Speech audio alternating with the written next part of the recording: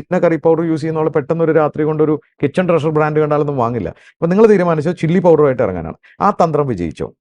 അത് largely successful ആയിരുന്നു. Because ആ കൺസ്യൂമർ പെയിൻ പോയിന്റ് അതാണെന്ന് മനസ്സിലാക്കി അതിൽ continuously may be first 2 to 3 years അത് മാത്രമായിരുന്നു ഇന്റന്റ്. എവറി പാക്കറ്റിൽ കൺസിസ്റ്റന്റ് ക്വാളിറ്റി ഡെലിവറി ചെയ്യുക, എല്ലാ എക്സ്പീരിയൻസസും സെയിം ആവുക. ബിക്കോസ് ഞങ്ങൾ മനസ്സിലാക്കിയ ഒരു വലിയ പെയിൻ പോയിന്റ് കൺസ്യൂമറിന്റെ എക്സ്പീരിയൻസസ് ഡിഫർ ചെയ്തുകൊണ്ടിരിക്കുകയായിരുന്നു. ഓരോ പാക്കറ്റിൽ നിന്ന് പാക്കറ്റിലേക്ക് എന്റെ എക്സ്പീരിയൻസസ് മാറിക്കൊണ്ടിരിക്കുകയായിരുന്നു. അതായത് അവർ പോകുമ്പോൾ അവർ സാറ്റിസ്ഫൈഡ് അല്ലാത്ത ഒരു പ്രോഡക്റ്റ് ഈ മുളക് പൊടിയാണ്. അതെ, നല്ല ക്വാളിറ്റി അല്ല. അതെ. അപ്പൊ അത് മാറ്റിക്കൊണ്ടിരുന്നിരുന്നു. അതെ.